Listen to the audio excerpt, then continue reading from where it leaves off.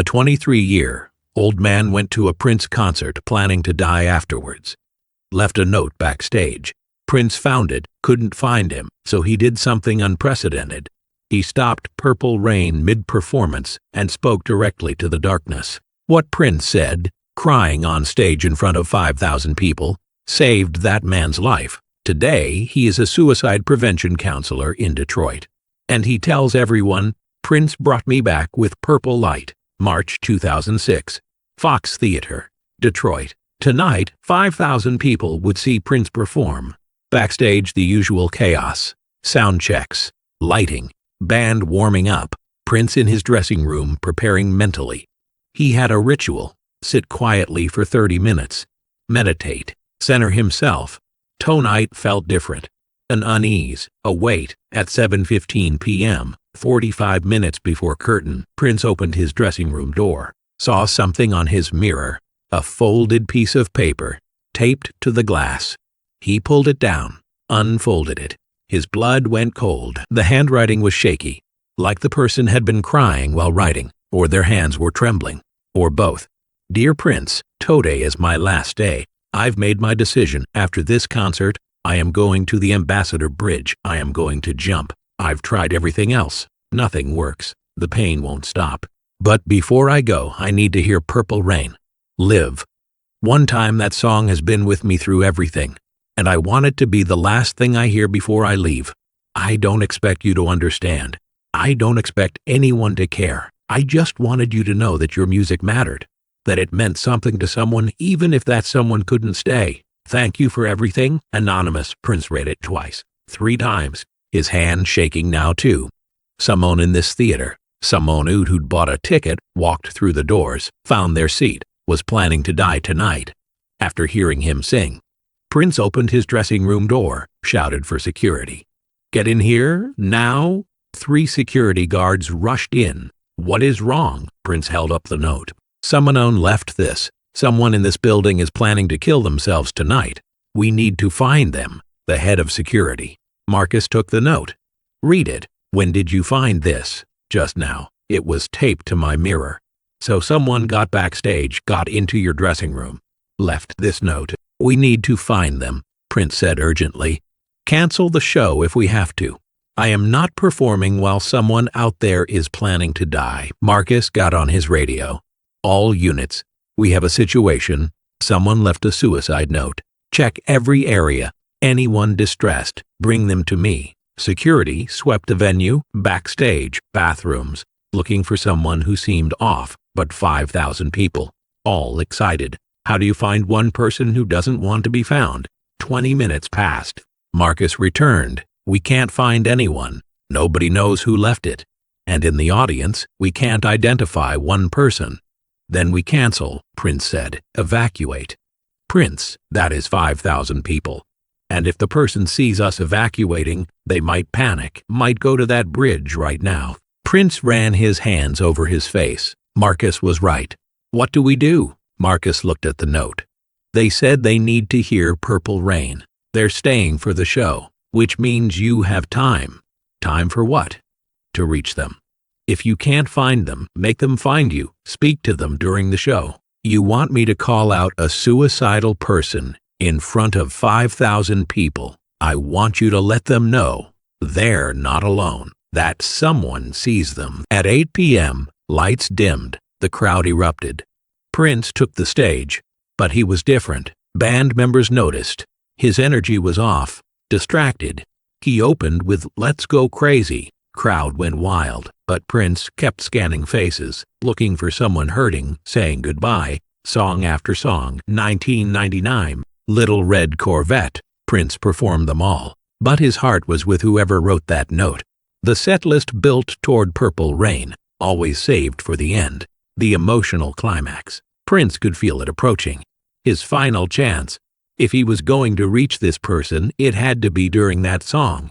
Finally, after 90 minutes, Prince walked to the piano. "Saturday Down." Opening notes of Purple Rain filled the theater. The crowd went silent. The moment the song, Prince started singing, "I Never Meant to Cause You Sorrow." His voice cracked. Slightly. Front rows noticed. Have you ever performed while your heart was breaking, while you knew someone needed you but you couldn't reach them? That is where Prince was. Share this story if you've ever felt invisible in your pain. If you've ever needed someone to see you when you couldn't ask for help. Because what happened next proved that sometimes the bravest thing is speaking into darkness and trusting someone's listening. Prince got to the second verse. I only wanted to see you laughing in the purple rain. Then he stopped. Hands lifted from the keys. Music died. 5,000 people holding their breath. Prince stood up from the piano, walked to the front of the stage, looked out into the darkness beyond the lights. I need to stop for a moment, he said. His voice was shaking. Something happened tonight, before the show, and I need to talk about it. The crowd was confused, concerned. This wasn't part of the performance. Someone left me a note that said today is their last day. That after this concert they're planning to end their life. Prince's voice broke. And I don't know who you are. I don't know where you are sitting, but I need you to hear this. Silence. Complete, absolute silence. 5,000 people not breathing. You are not alone. Prince's eyes were wet now, tears reflecting in the stage lights. I know it feels like you are. I know the pain feels like it'll never stop, but you are not alone. You are here. With me, with all these people, and we see you. Even if we don't know who you are, we see you. He wiped his eyes. I've felt that darkness. That weight that makes you think the only way out is to leave. But I am telling you, begging you, don't. Stay. Please stay. People in the audience were crying now, some openly sobbing, because Prince wasn't performing anymore. He was just human, vulnerable, desperate to save someone. Music brought you here tonight. Prince continued. You said you needed to hear Purple Rain. So I am going to finish it. But I need you to promise me something. Promise me you'll stay after, that you'll come find me, talk to me, let me help. He walked back to the piano, Saturday down, hands trembling over the keys. This is for you, whoever you are. This is me telling you that your life matters, that you matter. Stay with me. He started playing again, and when he sang, it wasn't a performance. It was a prayer, a plea, a lifeline thrown into darkness, hoping someone would grab it. The show ended. Prince didn't leave the stage, didn't go backstage. He stayed, told the crowd, if you need to talk to me, I am here. I am not leaving until I know everyone's okay. Security formed a perimeter. People started filing out. Some stopped to talk to Prince, to thank him, to tell him they'd been struggling too, and his words helped. But no one came forward about the note. An hour passed. The venue was almost empty. Prince was still on stage talking to stragglers. Marcus approached him. Prince, we need to clear the building. It is late. Not yet. They're still here. I can feel it. Prince, give me 5 more minutes. Then, from the back of the theater, a figure started walking down the aisle. Slowly, hesitantly. A young man, early 20s, thin, eyes red from crying. He got to the front, looked up at Prince. I wrote it. The note. That was me. Prince jumped off the stage, landed in front of him. You are okay. You are here. You stayed. The young man nodded, couldn't speak, just cried. Prince pulled him into a hug. This stranger, this person planning to die. What is your name? David Morrison. David, I am so glad you are here. So glad you stayed. Prince took David backstage, to a quiet room, just the two of them. Marcus stood outside, giving them privacy. Why tonight? Prince asked gently. Why after the concert? David wiped his eyes. Because I wanted one last good thing. One last memory before I left. And Purple Rain. That song got me through high school. Through my parents' divorce, through everything. I thought if I could hear it live, I'd have something beautiful to hold on to at the end. But you stayed. Because of what you said. When you stopped the song. When you said I wasn't alone. David looked at Prince. I've been alone for so long. Nobody sees me. Nobody cares. I genuinely believed that if I disappeared, nothing would change. Nobody would notice. I would have noticed, Prince said. I would have spent the rest of my life wondering who you were, wishing I'd found you, wishing I'd said more. You saved my life tonight. You know that. You saved your life by staying, by coming forward. That took more courage than anything I did. David shook his head. I don't feel courageous. I feel broken. Broken things can be fixed. I promise you that. But you have to stay. You have to let people help you. I don't know how. Then let me help you start. Prince pulled out a phone. I am calling someone, a friend who works in mental health. She is going to talk to you, get you connected with people who can help, real help, professional help. Will you talk to her? David hesitated, then nodded. Prince made the call, handed David the phone. And while David talked, Prince sat beside him, hand on his shoulder, present, proof that someone cared. When the call ended, David looked at Prince. She is going to meet me tomorrow, set up counseling. Help me find a therapist. Good, that is good. Why did you do this? Why did you care? Prince was quiet for a moment. Because I know what it is like to hurt, to feel like you are too much for the world. Music saved me. I thought if I could use music to save someone else, I should. I had to. Thank you. I don't have better words, just thank you. Promise me something, David. Promise me if it gets dark again, you'll reach out to someone, anyone. Promise me you won't face it alone. I promise. And one more thing, come back to another show when you are better, when you are healing. Come back and let me know you are okay. David smiled through tears. I will. I promise I will. David Morrison is 39 now, lives in Detroit, works as a suicide prevention counselor.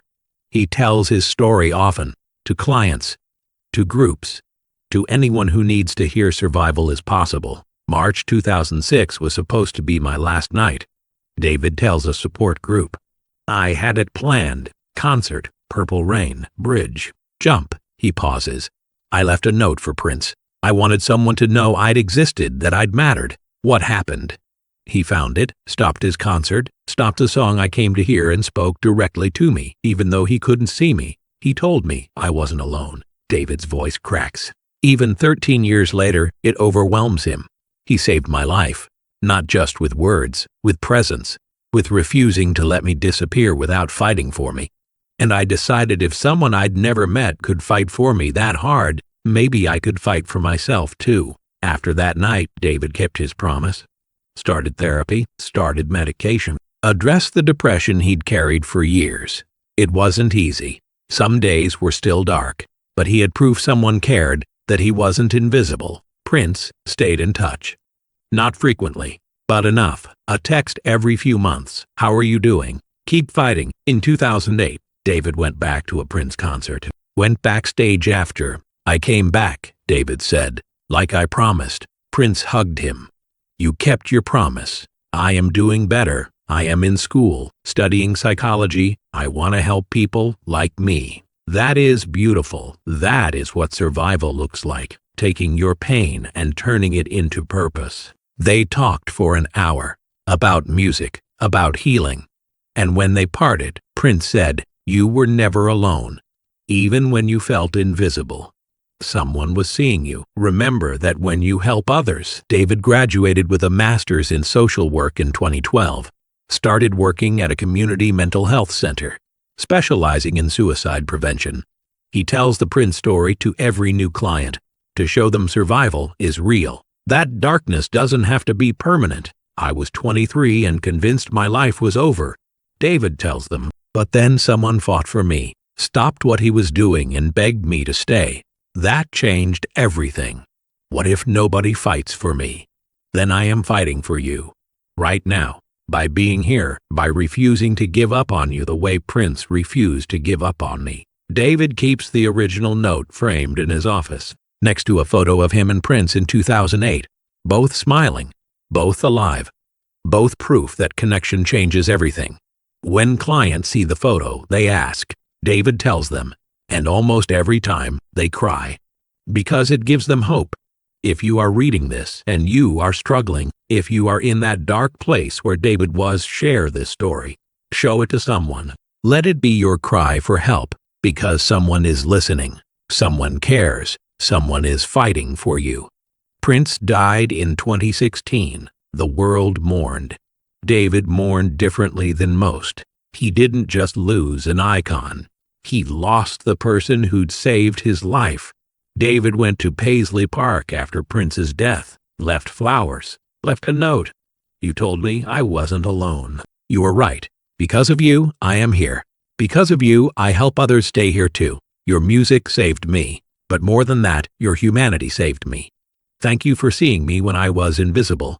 Thank you for fighting for me when I couldn't fight for myself. Rest in power. You earned it. At Prince's memorial, David was invited to speak. He told the story publicly for the first time. The note, the concert, the moment Prince stopped and spoke into the darkness. Prince saved my life, David said to thousands of people and cameras broadcasting worldwide. Not with fame, not with money. With compassion, with presence, with refusing to perform while someone in the audience was planning to die. That is who he really was. Behind the mystery, a human being who cared deeply about other human beings. The speech went viral. People who'd struggled with suicidal thoughts reached out to David. I felt seen when you told that story. I needed to hear that today. You gave me hope. David started a foundation, the Purple Light Project, dedicated to suicide prevention. Using Prince's philosophy, everyone matters. Everyone deserves to be seen. Everyone deserves to be fought for. The foundation provides crisis counseling, support groups, and education. They train volunteers to recognize signs of suicidal ideation, to reach out, to be present, to fight for people the way Prince fought for David. Prince showed me that one moment of caring can save a life, David explains. One sentence, one gesture, one refusal to look away. That is all it takes sometimes. And if we can train more people to have those moments, we can save more lives. The original note David left for Prince, the one that said, "Today is my last day," is now in the Prince Museum at Paisley Park, not in the public exhibits, in a private section. Available only to mental health professionals and suicide prevention workers who visit next to it is David's story. The full story, the note, the concert, the intervention, the survival, the career, the foundation, the legacy. We keep this private, the museum director explained, because it is sacred. This isn't entertainment. This is proof that caring saves lives, that speaking up matters, that intervention works. But they make it available to professionals because David insisted, if my story can help train someone to save another life, it needs to be accessible. Prince didn't save me so I could keep it quiet. He saved me so I could pay it forward. Every year, dozens of counselors and social workers visit that exhibit. They read the note. They read David's story. They learn the lesson. Nobody is beyond help. Nobody is truly alone. And sometimes all someone needs is proof that they matter to somebody. David's office has a purple light bulb screwed into his desk lamp, always on when he is with a client. Why purple, they ask. Because purple was Prince's color, and Prince brought me back from darkness with purple light. So I keep it burning. A reminder that darkness is temporary, that light exists, that survival is possible. When clients are in crisis, when they're on the edge, David points to that light. See that? That is hope. That is proof. That is a 23-year-old kid who was going to jump off a bridge but chose to stay. That is me. And if I can make it from there to here, you can too. The success rate for David's clients is remarkable. Higher than average. Not because he is magic, because he is proof. Living, breathing proof that suicidal ideation doesn't have to end in death. That intervention works. That caring saves lives. I tell people I am not special, David says. I am just someone who got lucky. Lucky that I left a note. Lucky that Prince found it. Lucky that he cared enough to stop his concert and beg me to stay. But luck isn't enough. We can't rely on luck. We need systems. We need trained people. We need a culture that treats mental health like it matters, because it does. Because lives like mine matter. March 2006, Fox Theater, Detroit. A note on a mirror. Today is my last day. Prince found it. Searched frantically. Couldn't find who wrote it. So he did the only thing he could. He stopped his performance and spoke into the darkness. Begged whoever was hurting to stay. To be seen. To know they mattered. David Morrison heard him, felt seen for the first time in years, and chose to stay. Today, David is a suicide prevention counselor. has helped hundreds of people choose to stay, has trained thousands of volunteers to recognize crisis and intervene, has built a foundation that saves lives.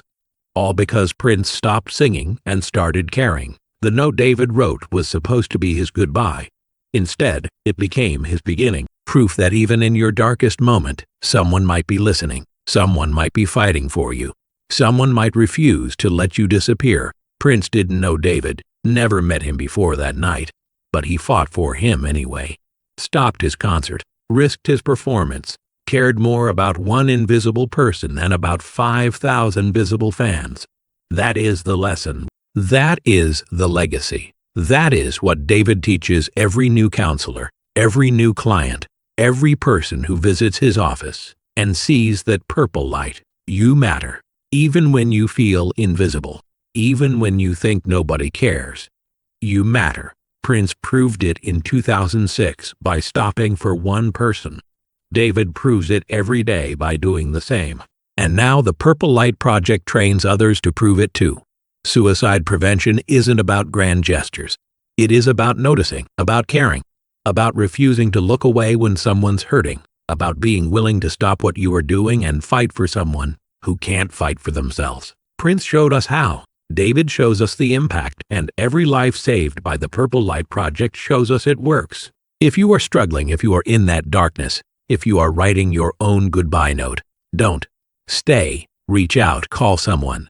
Text someone. Go to an emergency room. Find a crisis hotline.